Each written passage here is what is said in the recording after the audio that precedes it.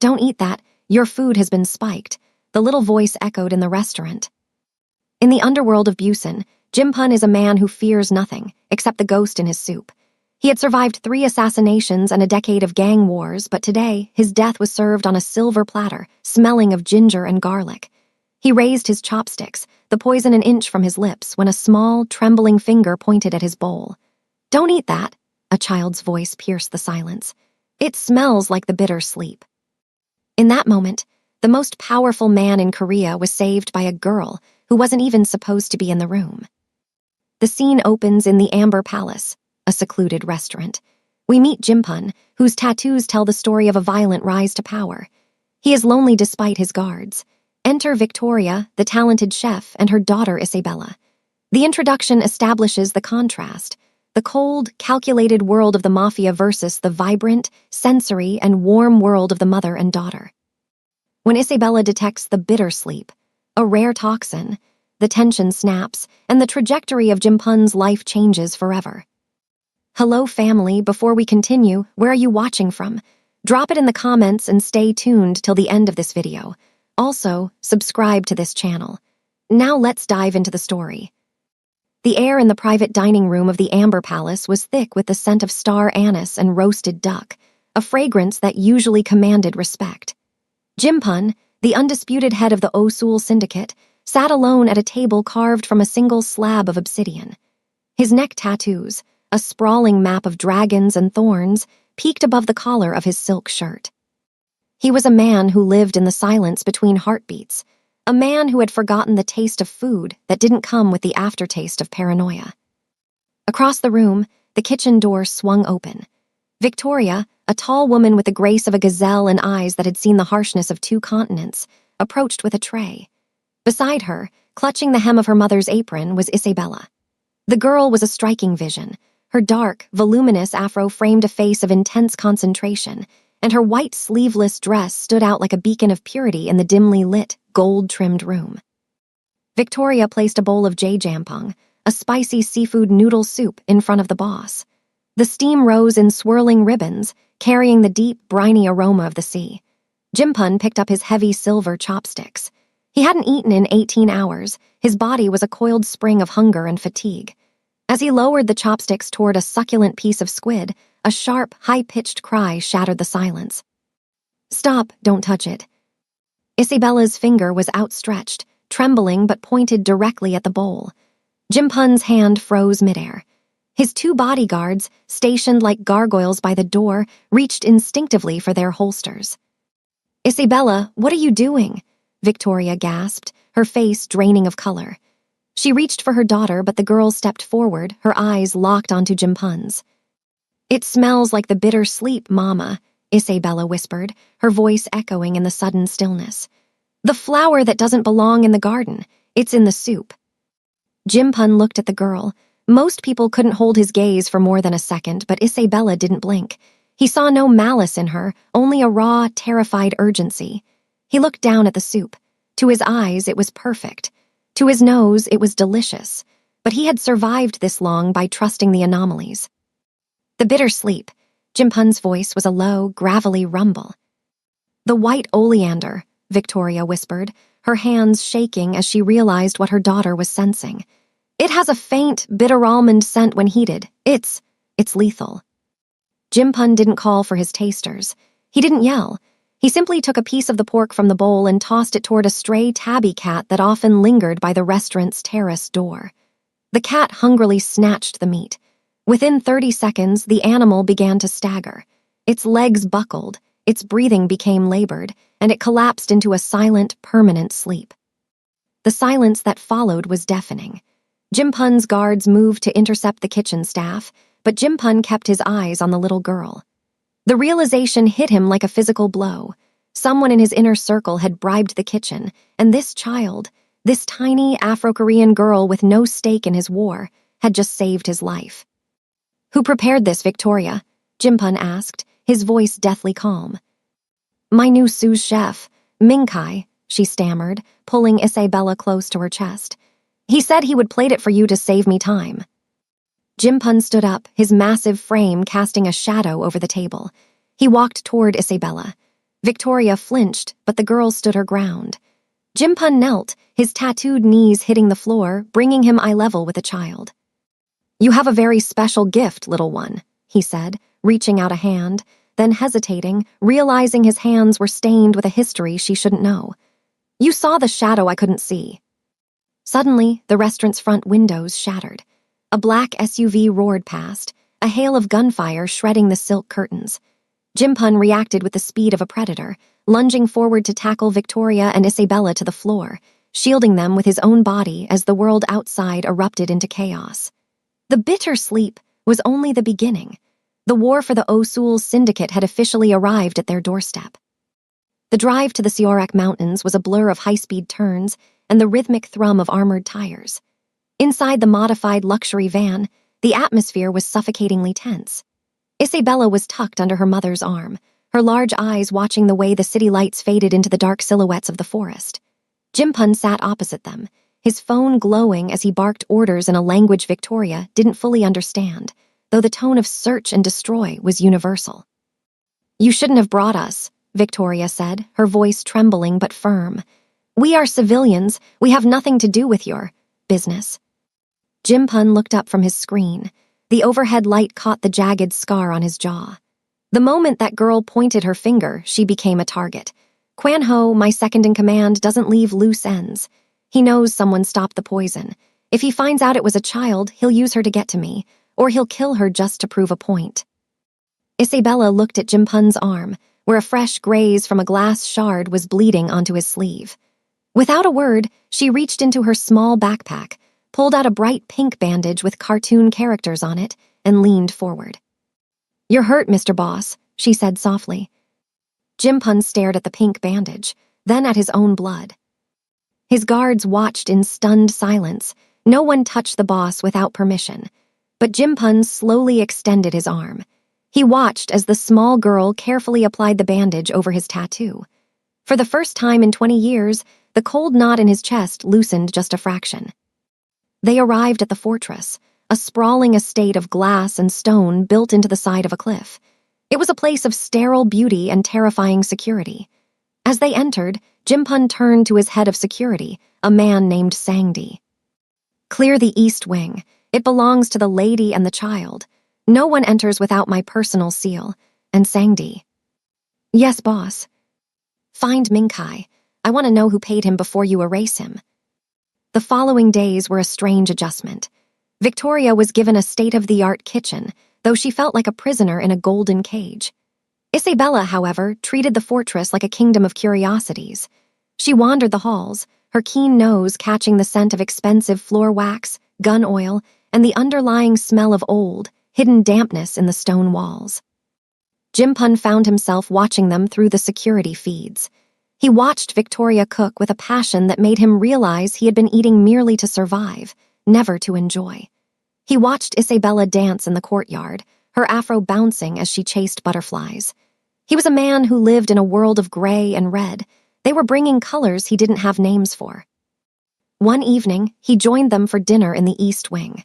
Victoria had prepared a simple Kenyan beef stew, the aroma of cumin and coriander filling the room. As Jimpun sat down, he noticed Isabella sniffing the air intently. "Is it safe, little shadow?" he asked, a rare, genuine smile tugging at his lips. Isabella smiled back, her teeth bright against her dark skin. "It's safe. It smells like home." But the peace was a facade. Outside the gates, the syndicate was fracturing. Quan Ho had declared Jimpun weak for hiding in the mountains with a foreign cook and a brat. The pride of the Osul boss was being questioned, and in his world, a question of pride was usually answered with a mountain of bodies.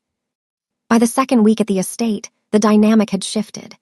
Jimpun began to realize that Isabella's gift wasn't just a keen sense of smell, it was an extraordinary level of situational awareness. She noticed when a guard was tired, when the wind changed direction, and when the tension in the house spiked. "She sees everything," Jimpun remarked to Victoria one afternoon as they watched Isabella from the balcony. "She had to," Victoria replied, her gaze distant. "Growing up as an Afro-Korean child in the smaller villages, she was always the other. She learned to read people's faces before they even spoke.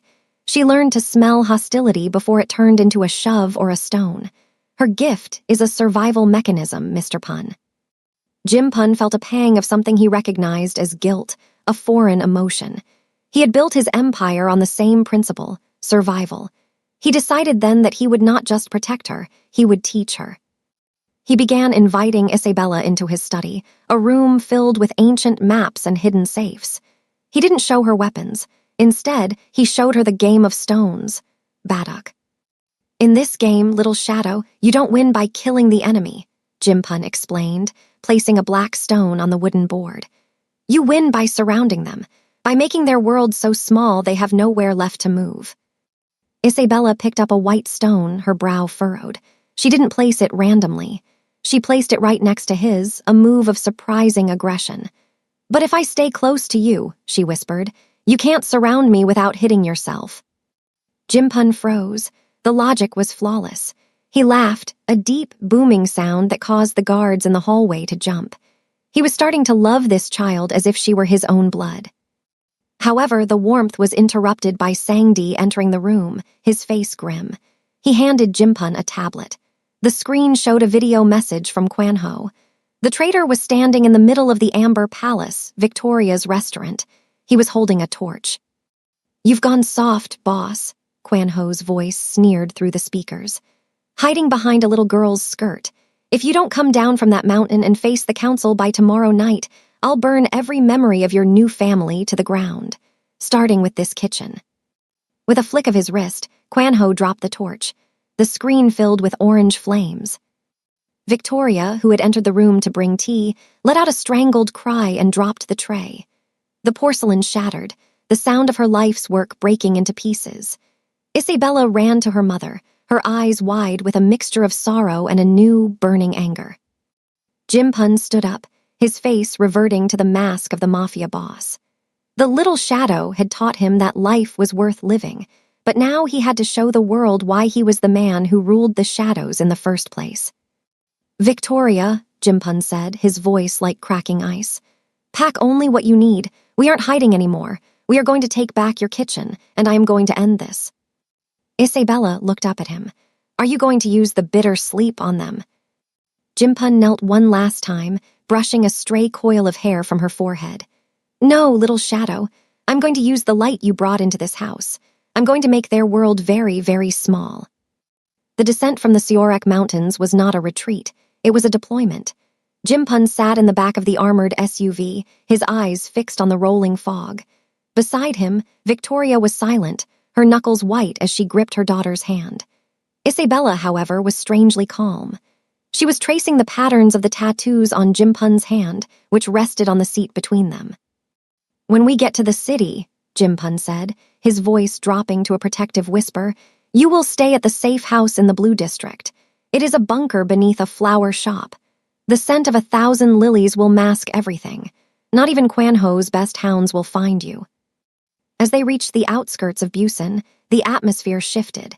The city felt electric, charged with the news of the syndicate's civil war. Quan Ho had not been idle. He had leaked rumors to the other families that Jim Pun had lost his mind, claiming the great boss was taking advice from a foreign child. Suddenly, the lead car in their convoy swerved. An explosion rocked the pavement, sending a plume of black smoke into the air. Ambush, Sangdi roared over the comms. Tires screeched as a fleet of motorcycles swarmed the convoy. They weren't trying to kill Jim Pun. They were aiming for the tires of the middle SUV, the one carrying the cargo. They want the girl, Jim Pun realized, his jaw tightening. He pulled a heavy handgun from under his seat, but he didn't look at the window. He looked at Victoria. Get down, cover her ears. The windows of the SUV were reinforced, but the repeated impact of high-caliber rounds began to spiderweb the glass. Isabella didn't scream. Instead, she inhaled deeply, her nose wrinkling. They smell like old metal and cheap fire, she whispered, her voice barely audible over the gunfire.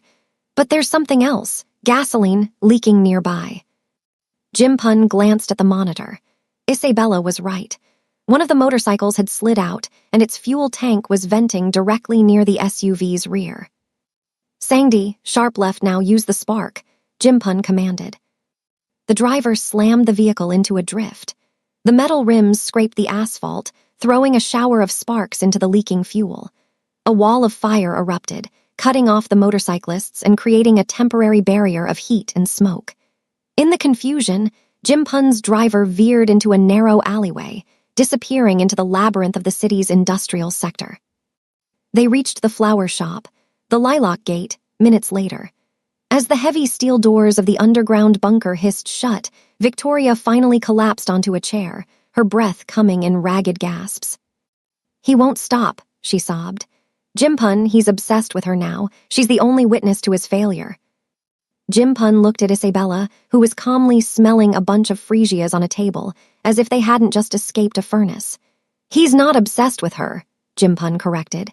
"He's terrified of her, because she represents a future he can't control." 3 days had passed since the ambush. The bunker was comfortable, filled with silks and fine food, but it was still a cage. It was also Isabella's 8th birthday. Victoria had managed to bake a small cake using the industrial oven in the back of the flower shop above. The scent of vanilla and burnt sugar drifted down into the concrete rooms, a stark contrast to the smell of gun oil. Jimpun arrived late that evening. He looked exhausted. The circles under his eyes were deep, and his shirt was stained with soot. But when he saw the small cake with 8 flickering candles, his expression softened into something unrecognizable to his enemies. "I couldn't bring much," Jimpun said, reaching into his coat. He pulled out a small, velvet box. Inside was a pendant, a gold dragon holding a pearl made of black jade. "In my culture, the dragon protects the pearl, but this pearl is different. It is strong and it came from the deep, like you." Isabella took the gift, but then she looked at Jimpun's face. She saw a small cut on his forehead. She didn't ask about the war. Instead, she took a piece of cake and held it up to him. "You have to eat, Mr. Boss," she said. "You're starting to smell like sadness. It's a heavy smell. It makes you slow." Jimpun took a bite. The sweetness was overwhelming. He looked at Victoria, who was watching him with a mixture of fear and growing respect. In this bunker, surrounded by enemies, they felt more like a family than anything Jimpun had ever known. He realized that he didn't want to win the war just to stay the boss. He wanted to win so that he could sit in a real garden and watch this girl grow up. The emotional moment was shattered when the alarm system hummed. The overhead lights flickered red. "Boss," Sang Di's voice came over the speaker, sounding breathless. "The Council of Elders has arrived. They aren't at the headquarters. They are at the front door of the flower shop. Quan Ho told them you are hiding a weapon here. They've come to see if you've betrayed the Osul bloodline." Jimpun looked at the birthday cake, then at Isabella. The game of stones had reached its most dangerous phase. He couldn't hide them anymore. He had to show the elders exactly what he was protecting. The Council of Elders consisted of 4 men, all over the age of 70, who had built the syndicate on bones and silence. They stood in the center of the flower shop, surrounded by lilies, looking like ancient vultures. Quan Ho stood behind them, a smug grin plastered on his face. "You bring us to a florist, Quan Ho," the oldest elder, Mr. Park, wheezed, "to tell us our great boss is playing house." "See for yourself," Quan Ho gestured to the floor. The hidden elevator rose. When the doors opened, Jimpun stepped out, but he wasn't alone. He held Isabella's hand on his right, and Victoria stood firmly on his left. The elders recoiled. To see their feared leader with a black woman and a child of mixed heritage was a shock to their traditionalist system. "What is this, Jimpun?" Mr. Park demanded. "Is this the gift that saved you, a child?" "She is not a gift," Jimpun said, his voice echoing with a power that made the glass vases in the shop vibrate. "She is a mirror. She saw the poison your favorite son, Quan Ho, put in my bowl. She saw the rot in this syndicate before I did." Quan Ho stepped forward, his hand moving toward his jacket. "She's a lie, a distraction. He's using her to hide his weakness. He's gone soft on a foreigner." Isabella stepped forward, moving away from Jimpun.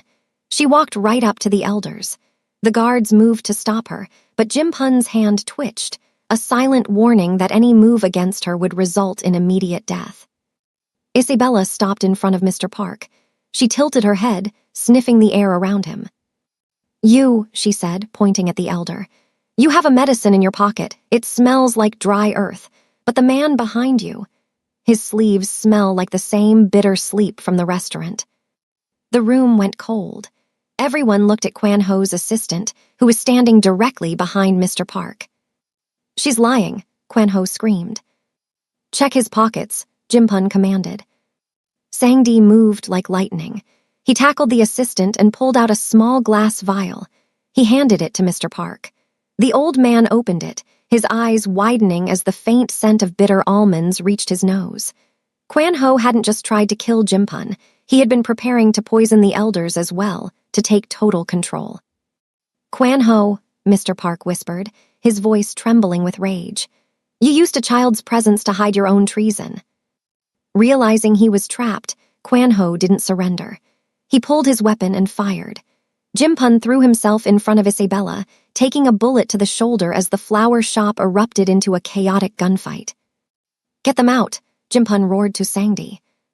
As Victoria dragged a screaming Isabella back toward the elevator, she looked back to see Jimpun, bleeding but standing, a lone dragon defending the gate.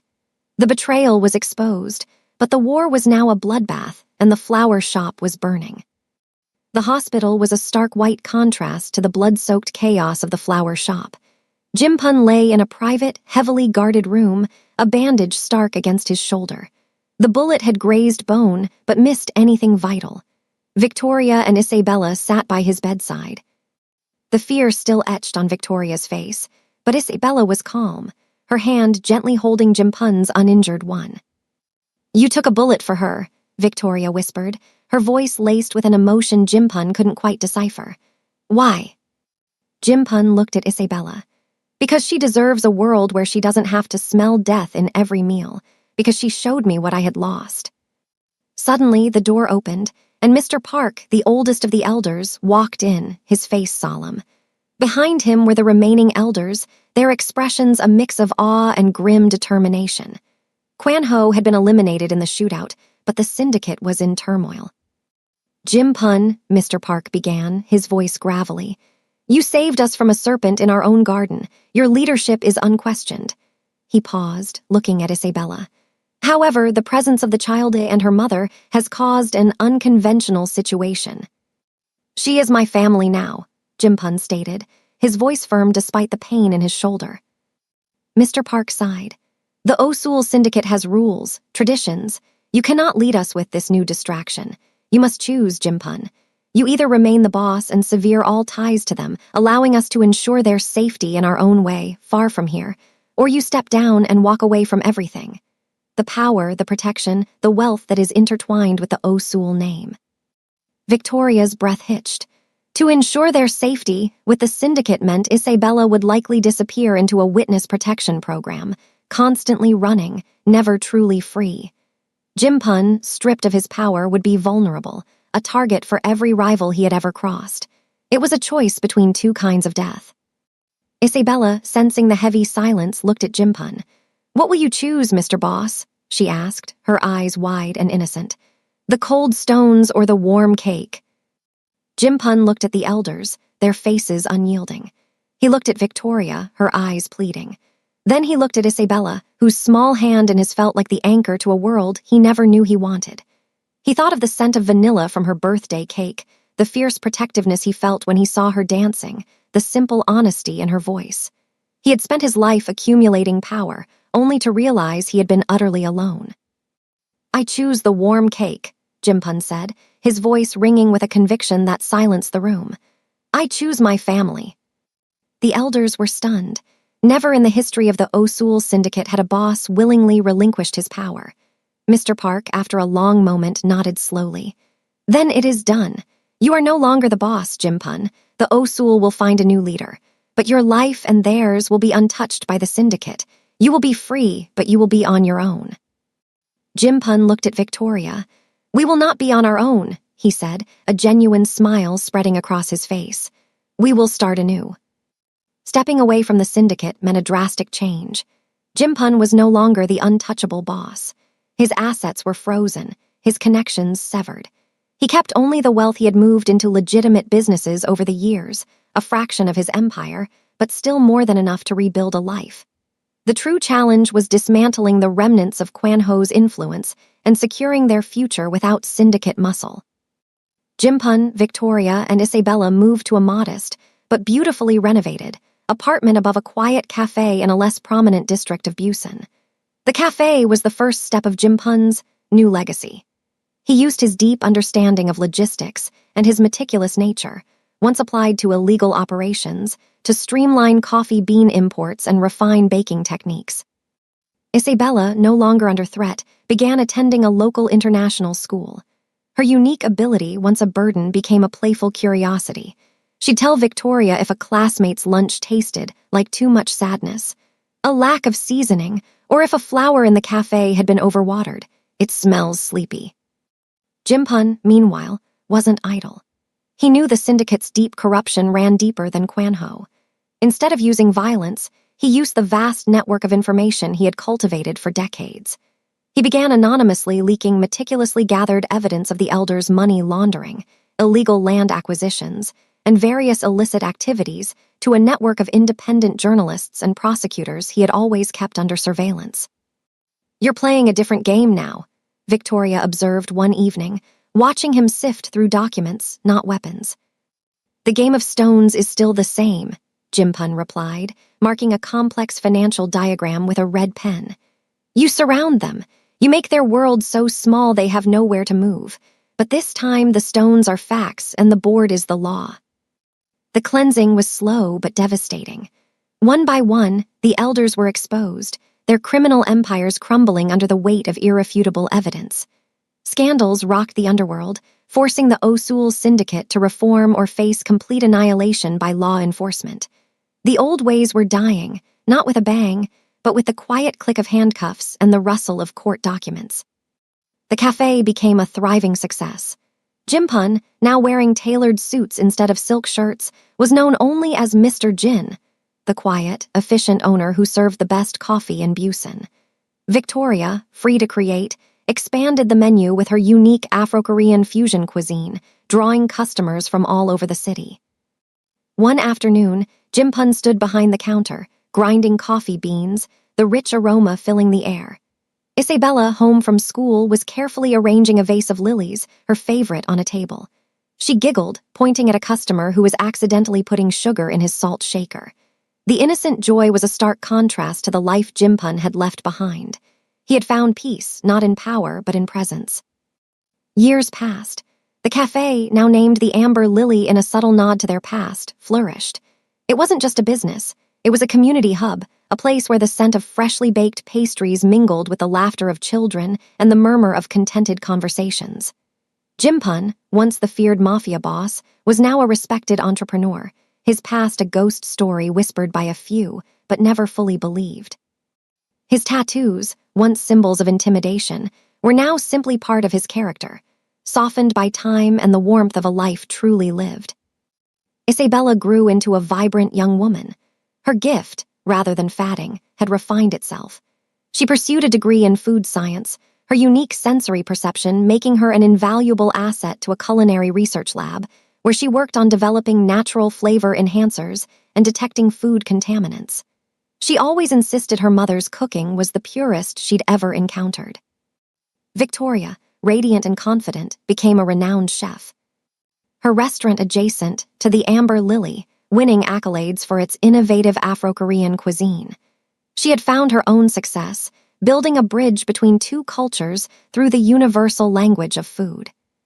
But the greatest achievement wasn't professional success. It was the family they had built.